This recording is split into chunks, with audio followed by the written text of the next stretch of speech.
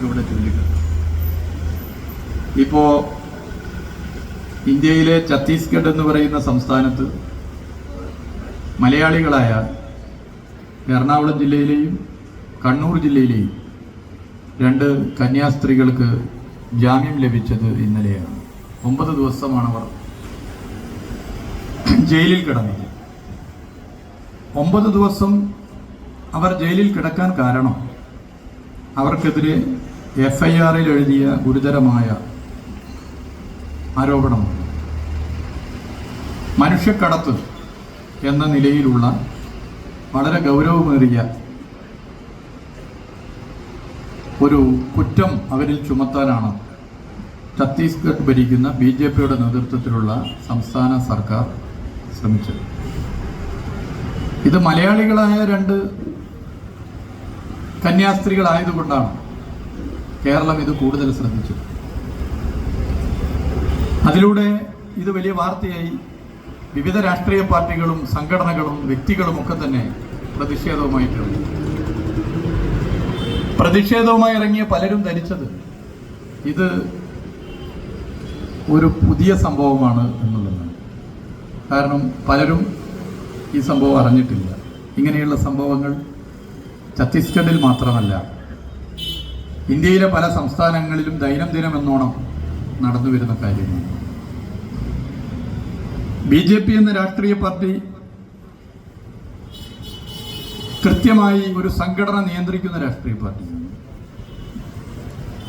ആ സംഘടനക്കാണെങ്കിൽ കൃത്യമായ ഒരു ലക്ഷ്യമുണ്ട്. അത് നമ്മുടെ രാജ്യത്തെ മതരാഷ്ട്രമാക്കണമെന്നുള്ള ലക്ഷ്യമാണ്. ആ ലക്ഷ്യം വെച്ച് പ്രവർത്തിക്കുന്ന RSSന്റെ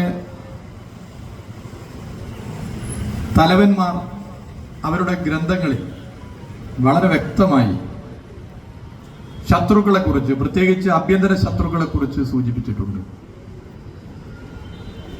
3 M'ൽ ആരംഭിക്കുന്ന മാർക്സിസ്റ്റുകൾ, മുസ്ലിമീങ്ങൾ, അതുപോലെ മിഷണറീസ്, ഇവർ 3 മതരാഷ്ട്രത്തിലേക്കുള്ള പ്രയാണത്തിൽ ഇന്ത്യയുടെ ആഭ്യന്തര ശത്രുക്കൾ എന്ന് പ്രത്യേകം എഴുതി വെച്ചിട്ടുണ്ട്. അതുകൊണ്ട് അത്തരമൊരു സംഘടന നിയന്ത്രിക്കുന്ന ഒരു രാഷ്ട്രീയ പാർട്ടി സംസ്ഥാനങ്ങളിൽ ഭരിക്കുമ്പോഴോ രാജ്യത്ത് ഭരണം നടത്തുമ്പോഴോ അവരുടെ പ്രഖ്യാപിത അജണ്ട, അവരുടെ ഗ്രന്ഥങ്ങളിൽ പറഞ്ഞ കാര്യങ്ങൾ നടപ്പിലാക്കുന്നതിൽ അത്ഭുതപ്പെടേണ്ടതില്ല. എന്നാൽ രാജ്യത്തെ ഹൈന്ദവ ജനവിഭാഗങ്ങളിലെ മഹാഭൂരിപക്ഷവും ഇതിനോട് യോജിക്കുന്നവരല്ല. ഇന്ത്യയുടെ പ്രത്യേകത നാനാത്വത്തിൽ ഏകത്വമാണ്. വിവിധ മതങ്ങളിൽ വിശ്വസിക്കുന്നവർ, മതരഹിതരായി നിലകൊള്ളുന്നവർ, ഇവരൊക്കെയാണ് നമ്മുടെ രാജ്യത്തിൻ്റെ നാനാത്വത്തിൽ ഏകത്വം എന്നുള്ള നിലയിൽ മതസാഹോദര്യത്തിനും മനുഷ്യ സ്നേഹത്തിനും ഒക്കെ തന്നെ പേരുകേട്ട ഒട്ടേറെ ഉദാഹരണങ്ങളുണ്ട് നമ്മുടെ രാജ്യത്തിൻ്റെ സൗന്ദര്യം. രാജ്യത്തിൻ്റെ ഭരണഘടന രൂപം കൊള്ളുന്നതിന് മുമ്പ് തന്നെ ഇതിനെക്കുറിച്ച് വലിയ നിലയിലേക്കുള്ള ചർച്ചകൾ നടത്തിയിരുന്നു. ആ ചർച്ചകൾക്കൊക്കെ ഒടുവിൽ വോട്ടിനിട്ടാണ് രാജ്യത്തിൻ്റെ ഭരണഘടന വന്നത്. ആ ഭരണഘടനയിൽ സെക്യുലറിസം എന്ന് എഴുതി വെച്ചിട്ടുണ്ട്. മലയാളത്തിൽ മതനിരപേക്ഷത എന്ന് പറയുന്നതാണ് ഉചിതം എന്ന് മഹാനായ സഖാവ് EMS തന്നെ നേരത്തെ ചൂണ്ടിക്കാട്ടിയിട്ടുണ്ട്. ഏത് മതത്തിൽ വിശ്വസിക്കുന്നവർക്കും മതരഹിതരായി നിലകൊള്ളുന്നവർക്കും നമ്മുടെ രാജ്യത്ത് സ്വസ്ഥവും സുഖകരവുമായി ജീവിക്കുവാനുള്ള ഗ്യാരണ്ടി കാർഡാണ് രാജ്യത്തിൻ്റെ ഭരണഘടന. ആ ഭരണഘടനയിൽ ഒരു വ്യക്തിക്ക് ഇഷ്ടമുള്ള മതം തിരഞ്ഞെടുക്കുവാനുള്ള അവകാശമുണ്ട്. ഒരു വ്യക്തിയെ നിർബന്ധിത മതപരിവർത്തനം ആ വ്യക്തി ആഗ്രഹിക്കാതെ നിർബന്ധിത മതപരിവർത്തനം നടത്തുവാൻ ശ്രമിക്കുന്നത് തെറ്റാണ് എന്നുള്ളതും ചൂണ്ടിക്കാട്ടിയിട്ടുണ്ട്. ഇവിടെ ഈ വിഷയമെടുത്ത് പരിശോധിച്ചാൽ ഇവിടെ മനുഷ്യക്കടത്ത് എന്ന് തോന്നുന്ന നിലയിലേക്കുള്ള സംഭവം ഇതിലുണ്ടായിട്ടില്ല എന്നുള്ളത് വ്യക്തമാണ്. എന്നാൽ ഇതൊരു ഒറ്റപ്പെട്ട സംഭവമോ ആദ്യ സംഭവമോ ആണ് എന്ന് തോന്നുന്ന നിലയിൽ നമ്മുടെ സംസ്ഥാനത്തെ ചില മാധ്യമങ്ങൾ ഉൾപ്പെടെ പ്രചരണം നടത്തുകയുണ്ട്. എന്നാൽ ഇതൊരു ഒറ്റപ്പെട്ട സംഭവമല്ല. ഞാനതിൻ്റെ ഒരു കണക്കിന്ന് ഉച്ചയ്ക്ക് എടുത്തു നോക്കിയപ്പോൾ ഒരു വലിയ അട്ടിയുള്ള പേപ്പറാണ്. എനിക്ക് സമയമില്ലാത്തതുകൊണ്ട് ഓരോ സംസ്ഥാനത്തെയും ഈ സമീപകാലങ്ങളിൽ നടന്ന ന്യൂനപക്ഷ വേട്ട, കന്യാസ്ത്രീകൾക്ക് നേരെയുള്ള അക്രമം, മിഷണറീസിന് നേരെയുള്ള അക്രമം ഉൾപ്പെടെ മുസ്ലിം ക്രിസ്ത്യൻ ജനവിഭാഗങ്ങൾക്ക് നേരെ നടന്ന അക്രമങ്ങൾ ഉൾപ്പെടെ ഉള്ള കണക്ക് എടുക്കുകയുണ്ടായി. ഞാൻ ഓരോന്ന് പറയാൻ ആഗ്രഹിക്കുന്നു. വിലക്കയറ്റവും തൊഴിലില്ലായ്മയും ദാരിദ്ര്യവും ഉൾപ്പെടെ നമ്മുടെ നാട്ടിൽ ചർച്ച ചെയ്യപ്പെടുമെന്നുള്ള ഭയമുള്ള ഘട്ടങ്ങളിലാണ് BJP ഇത്തരം പ്രവർത്തനം രാജ്യത്തും സംസ്ഥാനങ്ങളിലും നടത്തി വരുന്നത് എന്നുള്ളതുമാണ് അതിന്റെ മറ്റൊരു പ്രത്യേകത. അപ്പൊ അജണ്ടയെ വഴിമാറ്റുക എന്നുള്ളതാണ് ലക്ഷ്യം. സ്കൂളുകളിൽ ക്രിസ്മസ് ആഘോഷങ്ങൾക്കെതിരെ ഭീഷണിയുമായി വന്നതുൾപ്പെടെയുള്ള നിരവധി സംഭവങ്ങൾ കഴിഞ്ഞ ഡിസംബറിൽ നമ്മൾ ചർച്ച ചെയ്തു. യുണൈറ്റഡ് ക്രിസ്ത്യൻ ഫോറം UCF ഇറക്കിയൊരു റിപ്പോർട്ടാണ് ഞാൻ പരിശോധിച്ചത്. ആ റിപ്പോർട്ടിലെ കണക്ക് പ്രകാരം 2025 ആദ്യ 6 മാസം, അതായത് ജനുവരി മാസം മുതൽ ജൂൺ മാസം വരെ മാത്രം ഇന്ത്യയിൽ ക്രിസ്ത്യൻ ജനവിഭാഗങ്ങൾക്ക് നേരെ നടന്ന ആക്രമണം 400 അക്രമങ്ങളാണ് വിവിധയിടങ്ങളിൽ നടന്നത്. ഓരോ വർഷവും ഇത് കൂടി വരികയാണ്. 2012-നും 2022-നും ഇടയിലുള്ള 11 വർഷത്തിനിടെ അക്രമങ്ങളുടെ എണ്ണം 4 ഇരട്ടിയായി ഉയർന്നു എന്നുള്ളതാണ് പ്രത്യേകത. 2016-ൽ 247 അക്രമ സംഭവങ്ങളാണ് നമ്മുടെ രാജ്യത്ത് ഇതുമായി ബന്ധപ്പെട്ട് നടന്നതെങ്കിൽ 2021-ൽ 5 കൊല്ലം കഴിഞ്ഞപ്പോൾ അത് 505 ഉയർന്നു എന്നുള്ളതാണ്. 2022 എത്തിയപ്പോൾ അത് 505-ൽ നിന്നും 599 ഉയർന്നു എന്നുള്ളതാണ്. 2024-ൽ എത്തിയപ്പോൾ 599 എന്നുള്ളത് 834 അക്രമങ്ങൾ എന്ന നിലയിലേക്ക് കുതിച്ചുയർന്നു. ഇത് 2023-നേക്കാൾ 100 കേസുകളാണ് അധികം എന്നുള്ളതാണ് ഇതിന്റെ പ്രത്യേകത. ഇതിൽ ഈ ഡാറ്റയിൽ മണിപ്പൂർ ഉൾപ്പെട്ടിട്ടില്ല എന്നത് ഞാൻ ഇവിടെ പ്രത്യേകം പറയാൻ ആഗ്രഹിക്കുക. മണിപ്പൂരും കൂടി ഇതിൽ വന്നു കഴിഞ്ഞാൽ ഇതിന്റെയൊക്കെ എത്രയോ ഇരട്ടിയായി വരും. ഇത് നമ്മുടെ രാജ്യത്ത് നടന്നുകൊണ്ടിരിക്കുന്ന സംഭവമാണ്. ഇപ്പൊ മലയാളികളായ 2 കന്യാസ്ത്രീകൾ ആയതുകൊണ്ട് ഇപ്പൊ ചർച്ച ചെയ്യപ്പെട്ടു. ഇനി എന്താണ് ഇങ്ങനെ ഒരു നിയമം വരുന്നതിന്റെ പിന്നിലുള്ള പ്രശ്നം? നിയമമാണല്ലോ, നിയമം പറഞ്ഞുകൊണ്ടാണല്ലോ ഇങ്ങനെ ഒരു നിലപാട് സ്വീകരിക്കുന്നത്. ഏത് സർക്കാർ വന്നപ്പോഴാണ് ഇത്തരം നിയമം കൊണ്ടത്? അത് പറയുമ്പോൾ ഇന്ത്യൻ നാഷണൽ കോൺഗ്രസിനെ കുറിച്ച് കൂടി പറയാതെ പോകാൻ വേണ്ടി പറ്റില്ല. ഛത്തീസ്ഗഡിലെ കന്യാസ്ത്രീകൾ ജയിലിൽ അടക്കപ്പെട്ടത് ഏതെങ്കിലും ഒരു പ്രത്യേക മതവിഭാഗവുമായി ബന്ധപ്പെട്ട ഒരു പ്രശ്നമായിട്ടല്ല പാർട്ടി കണ്ടിട്ടുള്ളത്. രാജ്യത്തിന്റെ ഭരണഘടനയുമായി ബന്ധപ്പെട്ട പ്രശ്നമായിട്ടാണ് കണ്ടിട്ടുള്ളത്. രാജ്യത്തിന്റെ ഭരണഘടനയ്ക്ക് നേരെയുള്ള വെല്ലുവിളിയായിട്ടാണ് കണ്ടിട്ടുള്ളത്. അവിടെ തുറങ്കലിലടക്കപ്പെട്ടത് കന്യാസ്ത്രീകൾ മാത്രമല്ല, തുറങ്കലിലടക്കപ്പെട്ടത് നമ്മുടെ രാജ്യത്തിന്റെ ഭരണഘടനാ ആശയങ്ങൾ കൂടിയാണ്. രാജ്യത്തിന്റെ ഭരണഘടനയാണ് ജയിലിലടക്കപ്പെട്ടത്.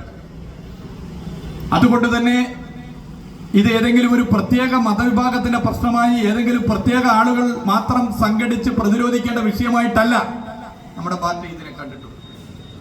മതനിരപേക്ഷത മുറുകെ പിടിക്കുന്ന ജനാധിപത്യ വിശ്വാസികളാകെ ഒന്നിക്കണം എന്ന നിലപാടാണ് പാർട്ടിക്കുള്ളത്.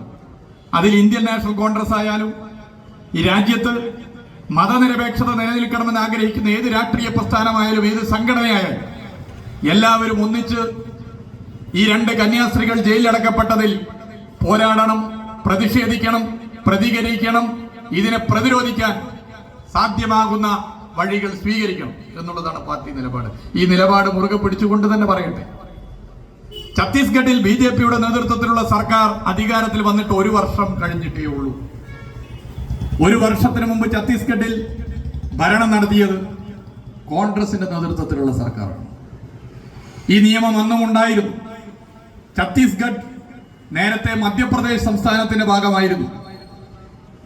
മധ്യപ്രദേശ് സംസ്ഥാനത്തിന്റെ ഭാഗമായി ഛത്തീസ്ഗഡ് നിലകൊള്ളുമ്പോൾ ഇന്ത്യൻ നാഷണൽ കോൺഗ്രസ് ഭരിക്കുമ്പോഴാണ് ഈ നിയമം ആദ്യമായി കൊണ്ടുവരുന്നത്.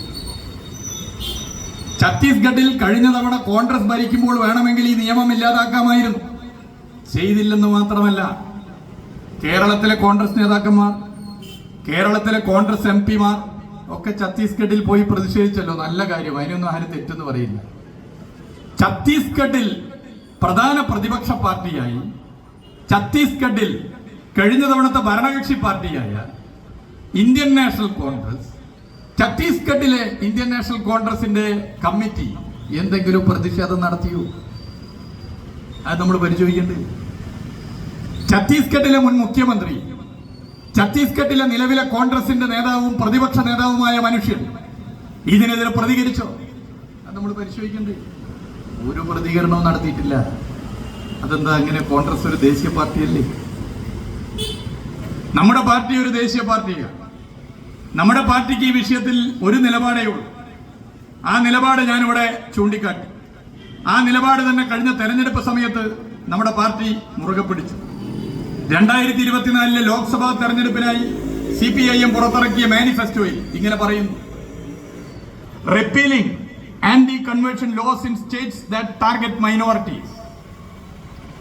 അപ്പോൾ വളരെ കൃത്യമായി ഈ നിയമം റദ്ദു ചെയ്യണം. ഭരണഘടനാ വിരുദ്ധ നിയമം, മതന്യൂനപക്ഷങ്ങളിൽപ്പെട്ടവരെ അടിച്ചമർത്തുവാൻ ഉപയോഗിക്കുന്ന ഈ നിയമം റദ്ദു ചെയ്യണം എന്ന് 2024 മാനിഫെസ്റ്റോയിൽ communist party of India Marxist പറഞ്ഞിരുന്നു. എന്നാൽ ഇന്ത്യൻ നാഷണൽ കോൺഗ്രസിന്റെ ഛത്തീസ്ഗഡിലെ ഘടകത്തിന് എന്തുകൊണ്ടാണ് ഇതിൽ നിലപാടില്ലാത്തത്? ഈ പ്രദേശത്തെ കോൺഗ്രസിന് വേണ്ടി ആത്മാർത്ഥമായി പ്രവർത്തിക്കുന്നവർ, UDF-ന് വേണ്ടി ആത്മാർത്ഥമായി പ്രവർത്തിക്കുന്നവർ, നമ്മുടെ രാജ്യത്ത് മതനിരപേക്ഷത നിലനിൽക്കണമെന്ന് ആഗ്രഹിക്കുന്നവർ, നമ്മുടെ രാജ്യത്തിന്റെ മത സാഹോദര്യം കടില കൃഷ്ണമണി പോലെ കാത്തു സംരക്ഷിക്കണമെന്ന് മനസ്സിൽ പ്രതിജ്ഞയെടുത്തവർ ഇവിടെ ഉണ്ടെങ്കിൽ എന്തുകൊണ്ട് ഛത്തീസ്ഗഡിലെ കോൺഗ്രസ് ഈ വിഷയത്തിൽ പ്രതികരിച്ചില്ല എന്നത് നാം പരിശോധിക്കണ്ടേ? പരിശോധിച്ചു പോണ്ടേ? ഇപ്പൊ CPIM ആണ്. നമ്മളവിടെ വലിയ പാർട്ടിയൊന്നുമല്ല, നമ്മളവിടെ ഭരണം നയിച്ച പാർട്ടിയൊന്നുമല്ല. എന്നാൽ നമ്മുടെ പാർട്ടിയുടെ സംസ്ഥാന ഘടകം അവിടെയുണ്ട്. നമ്മുടെ പാർട്ടിക്ക് ചിലയിടങ്ങളിൽ സ്വാധീനമുണ്ട്. നമ്മൾ പ്രതിഷേധിച്ചിട്ടുണ്ട്. നമ്മളവിടെ പ്രതിഷേധിക്കാതെ ഇരിക്കുകയോ, നമ്മളവിടെ ഭരിച്ചിരുന്നൊരു സംസ്ഥാനമാണെങ്കിൽ നിയമം റദ്ദ് ചെയ്യാൻ തയ്യാറാവാതിരിക്കുകയോ ചെയ്തിരുന്നെങ്കിൽ കേരളത്തിൽ ഇത് എന്ത് വലിയ ചർച്ചയാകുമായിരുന്നു. പശ്ചിമ ബംഗാളിലോ ത്രിപുരയിലോ ആയിരുന്നു ഈ നിയമം. നമ്മൾ ദീർഘകാലം ഭരിച്ചിരുന്ന ഈ സംസ്ഥാനങ്ങളിലായിരുന്നു ഈ നിയമമെങ്കിൽ എന്തുകൊണ്ട് CPIM-ന്റെ നേതൃത്വത്തിലുള്ള ഗവൺമെന്റുകൾ ഈ നിയമം റദ്ദു ചെയ്യാൻ ഇടപെട്ടില്ല എന്ന ചോദ്യം ഈ കേരളത്തിൽ പലരും ഉയർത്തില്ലായിരുന്നു. അന്തിച്ചർച്ചകളിലെ പ്രധാനപ്പെട്ട വിഷയമാകില്ലായിരുന്നു. ത്രിപുരയിലെയോ പശ്ചിമ ബംഗാളിലെയോ നമ്മുടെ പാർട്ടി ഘടകങ്ങൾ ഇതിനെതിരെ പ്രതിഷേധിച്ചിട്ടില്ലായിരുന്നുവെങ്കിൽ ഇവിടെ എന്താകുമായിരുന്നു ചർച്ച? വലിയ ചർച്ചയാവില്ലേ? ഇതെവിടെയെങ്കിലും നിങ്ങൾ ചർച്ച കേട്ടോ? കേരളത്തിലെ കോൺഗ്രസ് MP-മാരും കേരളത്തിലെ കോൺഗ്രസ് നേതാക്കന്മാരും ഛത്തീസ്ഗഡ് സന്ദർശിക്കുന്ന ചിത്രം കൊടുത്തവർ, പ്രചരിപ്പിച്ചവർ, അത് നല്ല കാര്യം. ഈ വിഷയത്തിലെ കോൺഗ്രസിന്റെ ഇരട്ടത്താപ്പ് എന്തുകൊണ്ട് ചർച്ചയാക്കിയില്ല? നമ്മൾ പരിശോധിക്കണ്ടേ? ഛത്തീസ്ഗഡിൽ മാത്രമാണോ? ഒറീസ, നമ്മുടെ മുമ്പിൽ ഗ്രഹാം സ്റ്റെയിൻസ് ഉണ്ട്. നമ്മുടെ മുമ്പിൽ പല സംസ്ഥാനങ്ങളിലും ആക്രമിക്കപ്പെട്ട് കൊല്ലപ്പെട്ടവരുണ്ട്. ഒറീസയെ കുറിച്ചെടുത്ത് പരിശോധിക്കുമ്പോൾ രാജ്യത്താദ്യമായി ഇത്തരമൊരു നിയമം കൊണ്ടുവന്ന സംസ്ഥാനമാണ് ഒറീസ. 1967 ഈ ഭരണഘടനാ വിരുദ്ധമെന്ന് തോന്നിപ്പിക്കാവുന്ന നിലയിലേക്കുള്ള നിയമം കൊണ്ടുവന്നത്. 1967 ഈ നിയമം ഇന്ത്യയിൽ ആദ്യമായി കൊണ്ടുവന്ന സംസ്ഥാനം ഒറീസയാണ്. ആ നിയമം മുന്നോട്ട് കൊണ്ടുവന്ന സർക്കാരിനെ നയിച്ച രാഷ്ട്രീയ പ്രസ്ഥാനത്തിന്റെ പേര് ഇന്ത്യൻ നാഷണൽ കോൺഗ്രസ് ആണ്. ഇത് വളരെ വ്യക്തമാണ്. 967 കഴിഞ്ഞ് തൊട്ടടുത്ത വർഷം 968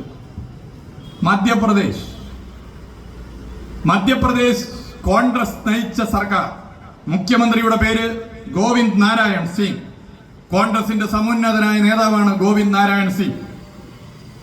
ഇതേ നിയമം 968 മധ്യപ്രദേശിൽ പാസാക്കി. ആ നിയമം മധ്യപ്രദേശ് മതസ്വാതന്ത്ര്യ നിയമം 968 എന്നാണ്. 2000 മധ്യപ്രദേശ് വിഭജിച്ച് ഛത്തീസ്ഗഡ് രൂപീകരിച്ചത്. അതായത് 1968 മുതൽ 32 വർഷം മധ്യപ്രദേശ് സംസ്ഥാനമായി നിലകൊള്ളുന്ന ഘട്ടത്തിൽ, ഛത്തീസ്ഗഡിന്റെ ഭാഗം മധ്യപ്രദേശിന്റെ ഭാഗമായി നിലകൊള്ളുന്ന ഘട്ടത്തിൽ കോൺഗ്രസ് കൊണ്ടുവന്ന നിയമമാണിത്. 2000 മധ്യപ്രദേശ് വിഭജിച്ച് ഛത്തീസ്ഗഡ് രൂപീകരിച്ചപ്പോൾ അജിത് ജോഗിയുടെ നേതൃത്വത്തിലുള്ള കോൺഗ്രസ് സർക്കാർ മധ്യപ്രദേശിലെ മതസ്വാതന്ത്ര്യ നിയമം ഛത്തീസ്ഗഡിലും അതേപടി നിലനിർത്തുകയാണ്. ഇതാണ് വസ്തുതയാണ് ഞാനിവിടെ പറയുന്നത്. ഛത്തീസ്ഗഡ് മതസ്വാതന്ത്ര്യ നിയമം എന്നാക്കി മാറ്റി. ഛത്തീസ്ഗഡ് മതസ്വാതന്ത്ര്യ നിയമം 968 4-ാം വകുപ്പ് പ്രകാരമാണ് ഇപ്പോൾ കന്യാസ്ത്രീകളെ അറസ്റ്റ് ചെയ്തിട്ടുള്ളത്. ഛത്തീസ്ഗഡ് സംസ്ഥാനം ഉണ്ടായതിനു ശേഷം ദീർഘകാലം ഭരിച്ചത് കോൺഗ്രസാണ്. BJP ഇപ്പൊ ഭരിക്കുന്നതിന് തൊട്ടു മുമ്പ് കോൺഗ്രസ് ആണ് ഭരിച്ചത്. BJP ഇത് ചെയ്യുന്നതിൽ അത്ഭുതം തോന്നേണ്ടതില്ല. അവരുടെ പ്രഖ്യാപിത നയമാണ്.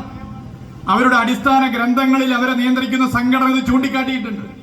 എന്നാൽ കോൺഗ്രസ് അങ്ങനെ ഒരു പാർട്ടിയല്ലല്ലോ. കോൺഗ്രസ് ഈ രാജ്യത്ത് മതനിരപേക്ഷത വേണമെന്ന് ആഗ്രഹിക്കുന്നുവെന്ന് പരസ്യമായി പറയുന്ന പാർട്ടിയല്ലേ. ആ കോൺഗ്രസ് ഛത്തീസ്ഗഡിൽ ഭരിച്ചപ്പോൾ, ആ കോൺഗ്രസ് ഇന്ത്യയിലെ മറ്റു സംസ്ഥാനങ്ങളിൽ ഭരിക്കുമ്പോൾ നിലപാട് എടുത്തത് എങ്ങനെയാണ്? ഇത് വളരെ വ്യക്തമായി നമ്മൾ മനസ്സിലാക്കേണ്ടതില്ലേ.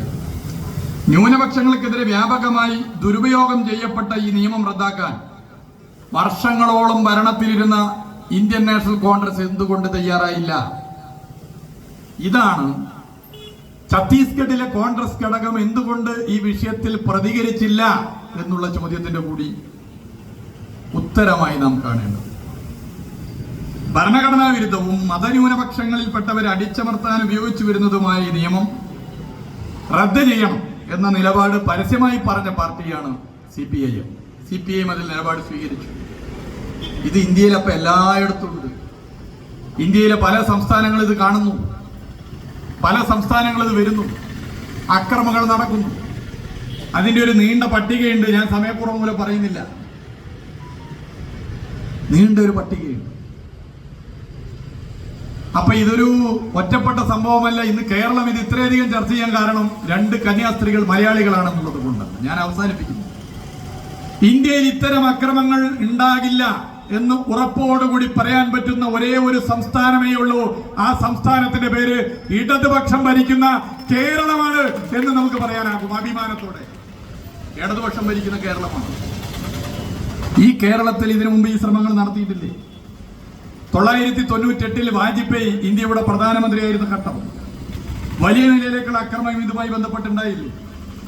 അന്ന് 999 അന്ന് യുവജന സംഘടനയായ DYFI പ്രവർത്തിച്ചവർ ഉണ്ടെങ്കിൽ ഓർക്കണം, നല്ല ഓർമ്മയുണ്ടാവും. 999 ഫെബ്രുവരി മാസം മരാമൺ കൺവെൻഷൻ തടയും എന്ന നിലപാട് സ്വീകരിച്ചുകൊണ്ട് ഇത്തരം ശക്തികൾ മുന്നോട്ട് വന്നപ്പോൾ മരാമൺ കൺവെൻഷൻ തടയണമെങ്കിൽ ഞങ്ങളുടെ അവസാന സഖാവിന്റെ ജീവൻ നഷ്ടപ്പെടണമെന്നുള്ള പ്രഖ്യാപനം നടത്തിയ യുവജന പ്രസ്ഥാനത്തിന്റെ പേര് DYFI ആണ്. രാഷ്ട്രീയ പ്രസ്ഥാനത്തിന്റെ പേര് CPIM ആണ്. കേരളത്തിൽ ഭരണമുണ്ടെങ്കിലും ഭരണമില്ലെങ്കിലും ഇത്തരം വിഷയങ്ങളിൽ ശക്തിയുക്തം നിലപാട് സ്വീകരിച്ചു പോകുന്ന രാഷ്ട്രീയ പ്രസ്ഥാനമാണ് CPIM. LDFന്റെ ഭരണകാലത്ത് കേരളത്തിൽ മതവർഗീയ കലാപമില്ല. വസ്തുതയല്ലേ? 2016 മുതൽ ഇങ്ങോട്ട് പരിശോധിച്ച് നോക്ക്.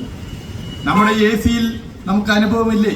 UDF ഭരിക്കുന്ന സമയം അന്ന് പോലീസ് ഉൾപ്പെടെ എടുത്ത നിലപാട്, ആ മുറിവ് ഉണങ്ങാൻ ബാലകൃഷ്ണേട്ടനെ പോലെയുള്ളവർ നടത്തിയ നേതൃത്വപരമായ പങ്ക് നമ്മുടെ മുമ്പിൽ ഉദാഹരണമായിട്ടൊന്നില്ലേ? ഇടതുപക്ഷ ജനാധിപത്യ മുന്നണി എല്ലാവരെയും ഒന്നിപ്പിക്കുന്നു. രാഷ്ട്രീയ നിലപാട് ഞങ്ങൾക്കുണ്ട്. പക്ഷേ ജനങ്ങളെ തമ്മിൽ ഭിന്നിപ്പിക്കുന്ന നിലപാടിനെ പ്രോത്സാഹിപ്പിക്കില്ല. മതവർഗീയ അജണ്ടയോട് സന്ധി ചെയ്യില്ല. BJP ഉൾപ്പെടെ മതവർഗീയതയുടെ രാഷ്ട്രീയം മുറുകെ പിടിക്കുന്ന ഏത് മതവർഗീയവാദി ആയിക്കൊള്ളട്ടെ, അവരെ സന്ധി ചെയ്യില്ല. ഇരുമതവർഗീയവാദത്തെയും ശക്തിയുക്തം എതിർക്കുന്നവരാണ്. ഇരുമതരാഷ്ട്രവാദത്തെയും ശക്തിയുക്തം എതിർക്കുന്നവരാണ്. അത് ഞങ്ങളുടെ നിലപാടാണ്. ഇടതുപക്ഷം കേരളത്തിൽ ഭരണം നടത്തുന്നത് കൊണ്ടാണ് കേരളത്തിൽ ഭരണഘടനയെ മുറുകെ പിടിച്ച് മുന്നോട്ട് പോകാൻ സാധിക്കുന്നത്. ആ ഇടതുപക്ഷ ഭരണ നേട്ടങ്ങൾ, ആ ഇടതുപക്ഷ ഭരണ ഇടപെടലുകൾ ഒന്നും തന്നെ ഇപ്പൊ ഞാൻ പറയുന്നില്ല. അവർ രണ്ടുപേരും സംസാരിക്കുന്നു. അതിലേക്ക് ഞാൻ കടക്കുന്നില്ല. ഇടതുപക്ഷ ജനാധിപത്യ മുന്നണിയുടെ സർക്കാർ കേരളത്തിന്റെ മതനിരപേക്ഷതയുടെ ഗ്യാരണ്ടി കാർഡാണ്. ആ സർക്കാരിനെ സംരക്ഷിക്കാനും കേരളത്തിന്റെ മതനിരപേക്ഷത ലോകത്താകെ അഭിമാനത്തോടെ അവതരിപ്പിക്കാനും നമുക്ക് പറ്റണം. എത്ര മോശമായിട്ടാണ് കേരളത്തെ കേരള സ്റ്റോറി എന്ന സിനിമയിലൂടെ ചിത്രീകരിച്ചത്. കേരളം മതവർഗീയ കലാപഭൂമിയാണ്. കേരളത്തിലെ ചെറുപ്പക്കാരൊക്കെ തീവ്രവാദികളാണ്. കേരളത്തിൽ ജനങ്ങൾ മതം നോക്കി നിലപാട് സ്വീകരിക്കുന്നവരാണ്, ജാതി നോക്കി നിലപാട് സ്വീകരിക്കുന്നവരാണ് എന്നൊക്കെ പ്രചരിപ്പിക്കാൻ സഹായിക്കുന്ന നിലയിലേക്കല്ലേ ആ സിനിമ ഇറങ്ങിയത്. ദ റിയൽ കേരള സ്റ്റോറി ആയിരുന്നില്ലല്ലോ അത്. കേരളത്തിന്റെ ശരിയായ കഥ നമുക്കറിയില്ലേ? മതസാഹോദര്യത്തിന്റെ പേര് കേട്ട കേരളമാണ്. ഏത് മതത്തിൽ വിശ്വസിക്കുന്നവരായിക്കൊള്ളട്ടെ, എല്ലാവരും സാഹോദര്യത്തോടു കൂടി നിലകൊള്ളാൻ ആഗ്രഹിക്കുന്നവരാണ്. വളരെ ചെറിയൊരെണ്ണം ആളുകൾ മാത്രമാണ് അതിൽ വ്യത്യസ്തമായി ചിന്തിക്കുന്നത്. അങ്ങനെയുള്ള കേരള സ്റ്റോറി സിനിമ ലോകത്തിന് മുമ്പാകെ കേരളത്തെ ആകെ മോശപ്പെടുത്താൻ ശ്രമിച്ചില്ലേ? ആ സിനിമക്കല്ലേ ഇപ്പൊ അവാർഡ് കൊടുത്തത്? നിങ്ങളൊന്ന് ഓർത്തു നോക്കൂ. കേരളത്തെ അപമാനിക്കലല്ലേ? എങ്ങനെയൊക്കെ കേരളത്തെ അപമാനിക്കാൻ പറ്റുമോ അങ്ങനെയൊക്കെ അപമാനിക്കാനുള്ള ശ്രമമല്ല നടത്തുന്നത്. ആ സിനിമക്ക് അവാർഡ് കൊടുക്കുന്നു. ഇങ്ങനെയുള്ള ശ്രമങ്ങൾ നമ്മുടെ നാടിന്റെ ഐക്യത്തെ തകർക്കാനുള്ള ശ്രമങ്ങൾ നടക്കുന്ന ഒരു ഘട്ടത്തിലാണ് ഇത്തവണ സഖാവ് ബാലകൃഷ്ണേട്ടന്റെ ചരമദിനം. ബാലകൃഷ്ണേട്ടന്റെ ഈ ചരമദിനത്തിന്റെ പ്രത്യേകത, നമ്മുടെ സംസ്ഥാനത്ത് LDF സർക്കാർ തുടർച്ചയായി 9 വർഷം പിന്നിട്ട് 10ാം വർഷത്തിലേക്ക് കടക്കുന്നു എന്നുള്ളതാണ്. 2026 ഒരു വർഷം കഴിഞ്ഞ് സഖാവ് ബാലകൃഷ്ണേട്ടന്റെ ചരമദിനത്തിൽ നമ്മൾ ഒത്തുകൂടുമ്പോൾ അന്ന് നമുക്ക് ഉറപ്പിച്ചു പറയാനാകും, ചരിത്രത്തിലാദ്യമായി LDFന്റെ നേതൃത്വത്തിലുള്ള 3ാം തുടർച്ചയായ ഭരണത്തിന്റെ നാളിലാണ് നമ്മൾ സഖാവ് ബാലകൃഷ്ണേട്ടന്റെ ചരമദിനം ആചരിക്കുന്നത് എന്നുള്ളത്. ബാലകൃഷ്ണേട്ടനെ പോലെ എല്ലാ കേഡർമാരെയും ഒരുപോലെ കണ്ട് കേഡർമാരുടെ പോരായ്മകൾ ഉണ്ടെങ്കിൽ ആ പോരായ്മയെ തിരുത്തുവാൻ തയ്യാറാകുന്ന, എല്ലാവരെയും ഒരുമിപ്പിച്ച് നിർത്താൻ സാധ്യമാകുന്ന, എല്ലാവരെയും ഒറ്റക്കെട്ടായി നിർത്തി നമ്മുടെ രാഷ്ട്രീയ നിലപാടിനെ മുറുകെ പിടിച്ച് നമ്മുടെ ഉത്തരവാദിത്വ ബോധത്തെ വാനോളം ഉയർത്തി മുന്നോട്ട് പോകാൻ സാധ്യമാകുന്ന നിലയിലേക്ക് നമ്മുടെ പ്രസ്ഥാനത്തെ ശക്തിപ്പെടുത്താനാകണം.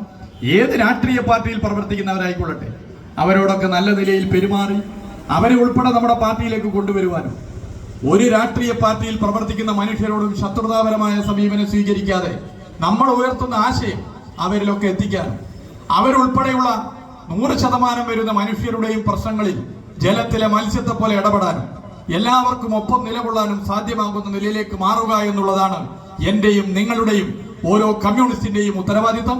ആ ഉത്തരവാദിത്തം നമുക്ക് നിർവഹിക്കാനാകണം എന്ന് മാത്രം ചൂണ്ടിക്കാട്ടിക്കൊണ്ട് നിർത്തുകയാണ്. എല്ലാവർക്കും അഭിവാദ്യം.